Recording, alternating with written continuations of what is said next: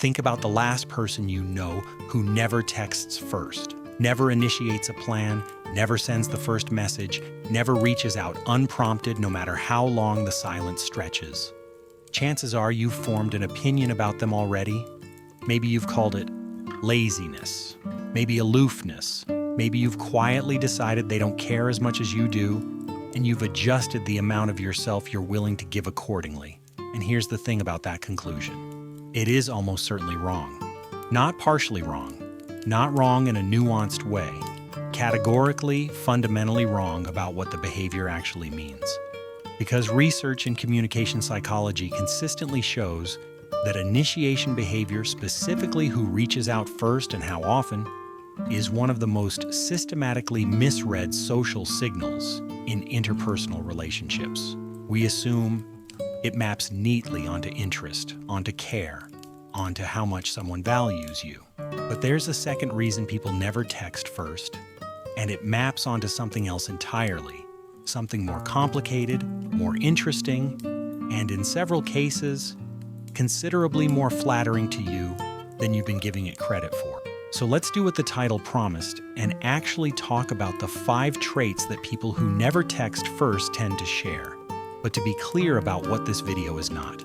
It is not a list of cute quirks. It is not a defense of bad communication habits dressed up as psychology. Some of what's on this list is genuinely admirable. Some of it is a wound wearing a costume. And the distinction matters, because if someone in your life fits this pattern, understanding what's actually driving it changes how you respond to it in ways that could save or significantly improve the relationship entirely. The first trait is one that almost nobody guesses correctly, and it is this. People who never text first tend to have an unusually well-developed sense of self-worth, not arrogance. Not the performative confidence that fills a room and needs an audience to survive, something quieter and more durable than that. What psychologists call contingent versus non-contingent self-esteem is relevant here.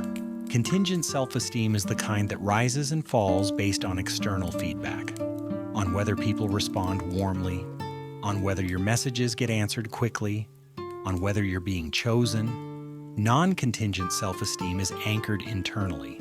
It doesn't require the same constant feeding, and people whose self-worth is not heavily contingent on social feedback are, research consistently shows, significantly less likely to initiate social contact as a mechanism for reassurance.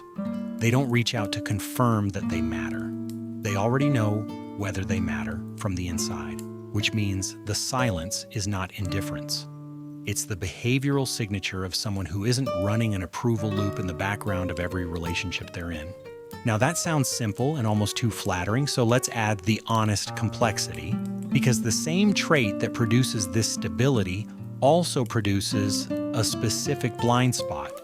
The person with genuinely secure, internally anchored self-worth often underestimates how much the people around them need to be initiated with. They project their own internal stability onto others, assuming that the people they care about are similarly unbothered by who texts first, similarly indifferent to the scorekeeping, similarly content to let the relationship breathe without constant tending.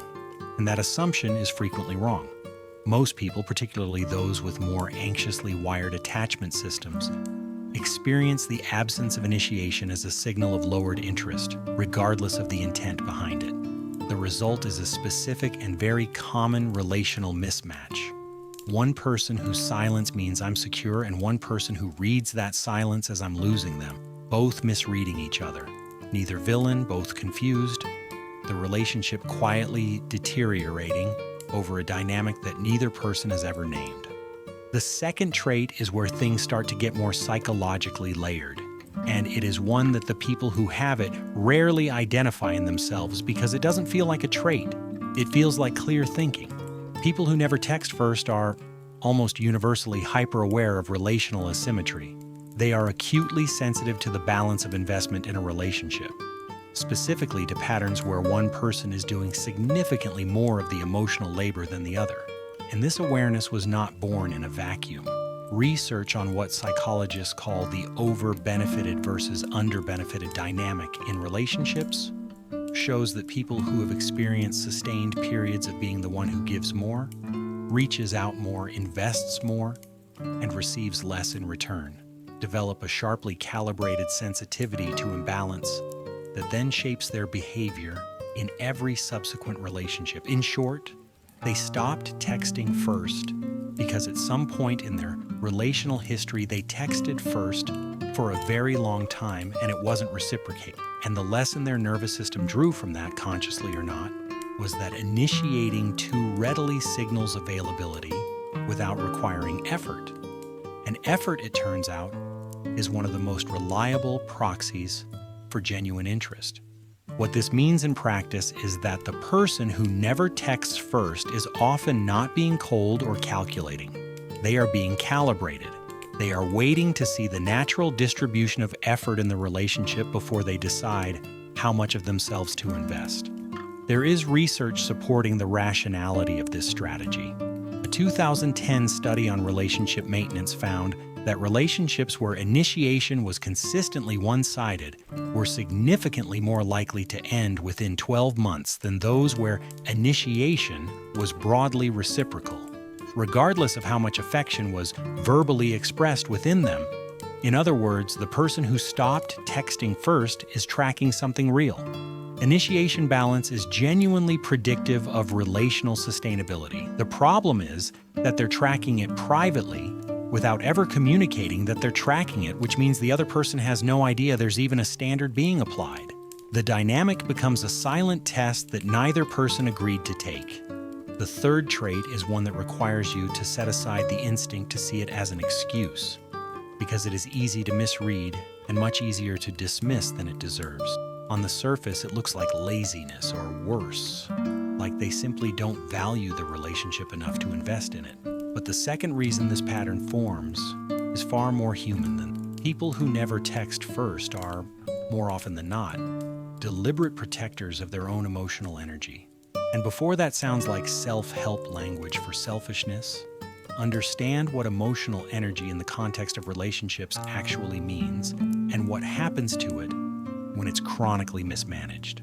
Psychologist Arlie Hochschild, whose work on emotional labor is among the most cited in social psychology, documented how the constant management of one's emotional output in service of relational maintenance produces a specific and cumulative fatigue that does not respond to ordinary rest.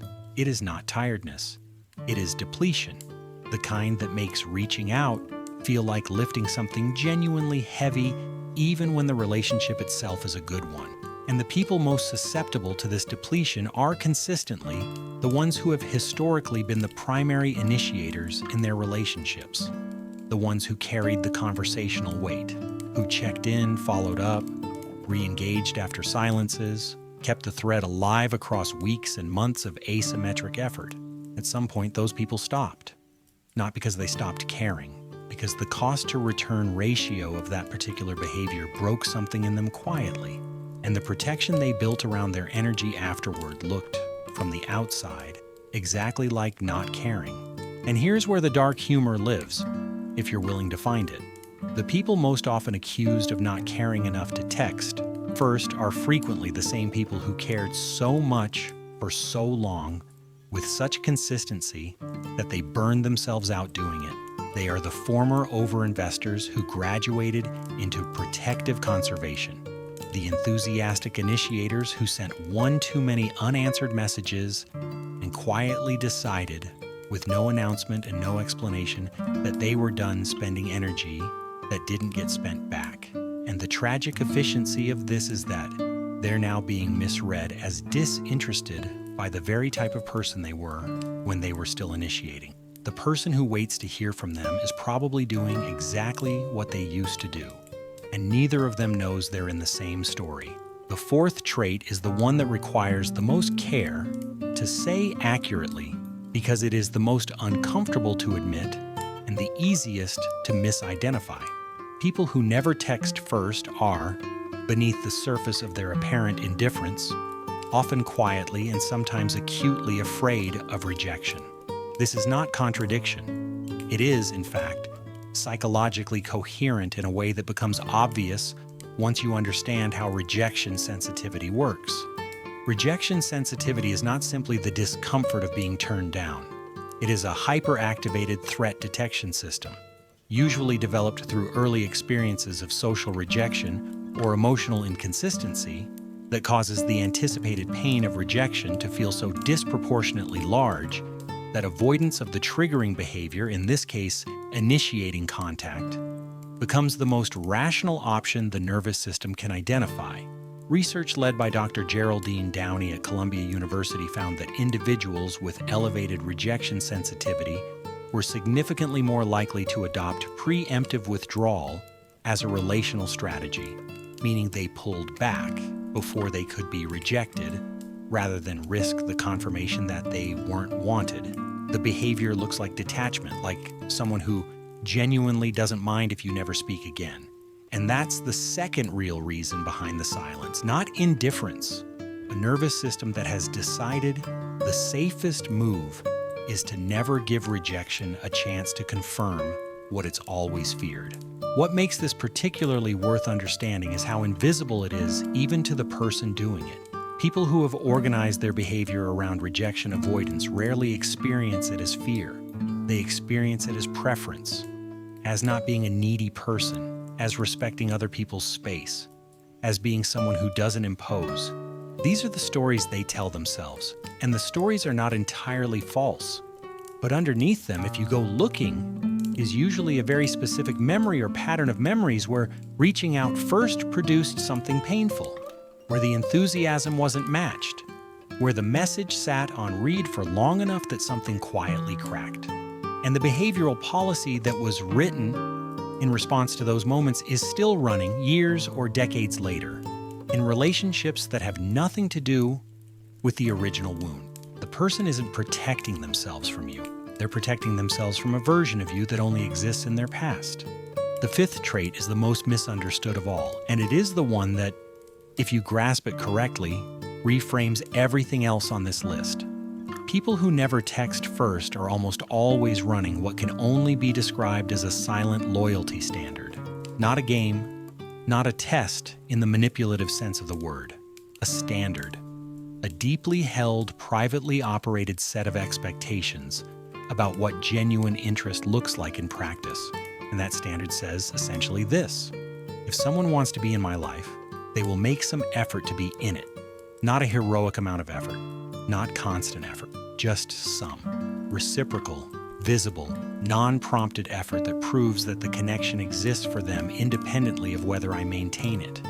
The people who hold this standard are not, as they're frequently accused of being, playing games. They are not withholding initiation strategically to create desire or leverage. They are simply refusing to be the sole engine of a connection because their experience has taught them, specifically and repeatedly, that connections where one person does all the maintaining tend to quietly reveal themselves as connections that only one person actually wants. And here's what makes this trait the most revealing of all. Because hidden inside the silence of someone who never texts first is a very specific kind of hope. The hope that this time, with this person, they won't have to be the one carrying it alone. That the connection is real enough that it will survive and even grow without them engineering every interaction. That if they go quiet for a week, someone will notice. That if they don't reach out, someone will. That is not the behavior of someone who doesn't care. That is the behavior of someone who cares so much about the quality of connection that they would rather let a relationship breathe and risk losing it than keep it alive artificially through one-sided effort. The silence is not an ending. It is a question. And the question is, do you want this enough to answer? Now look at all 5 of these traits together because the thread connecting them is not immediately obvious, but it becomes impossible to miss once you see it. Internally anchored self-worth, asymmetry awareness, emotional energy conservation, rejection avoidance, silent loyalty standards. In every single case, the first reason looked like a flaw. The second reason is a wound. And that distinction changes everything about how you respond to it. Every one of these traits is a form of protection.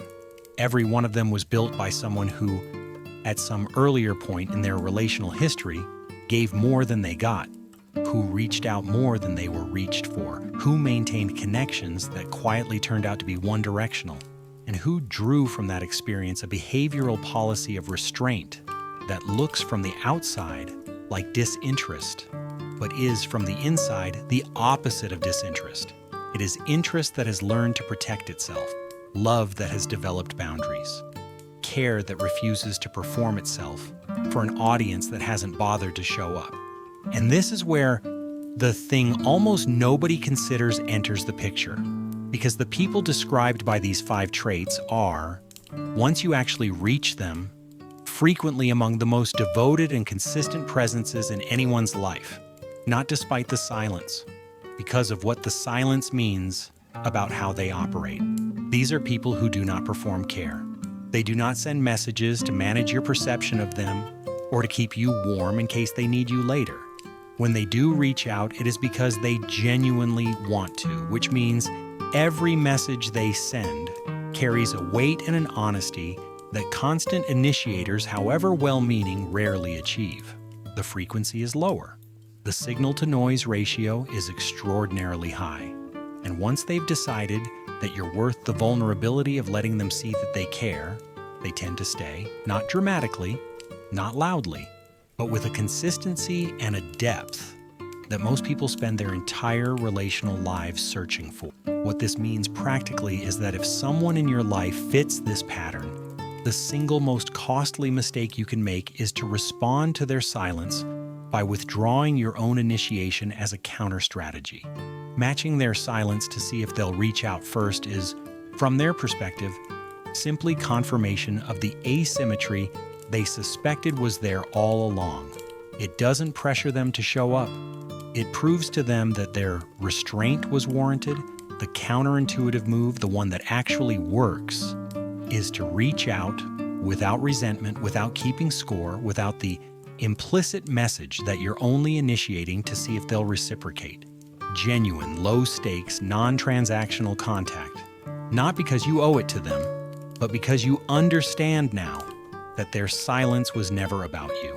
It was about every version of this dynamic they lived through before you. So the next time you look at your phone and notice that it's been you, again sending the first message, and you feel that familiar drop of wondering whether they actually want to hear from you, consider the possibility that what you're misreading as disinterest is actually someone running a very old and very understandable protection. Someone who wants to be reached for but doesn't know how to ask for it. Someone whose silence is not emptiness, but a different kind of signal entirely. The signal that says, I've been the one holding it together before, and I'm waiting to see, quietly and without making it a thing, whether I'll have to do it again, whether you'll be different, whether this time the connection will be something both people build. Because the people who never text first are not waiting for you to pass a test. They are waiting for you to show them that, with you, the test doesn't have to exist at all.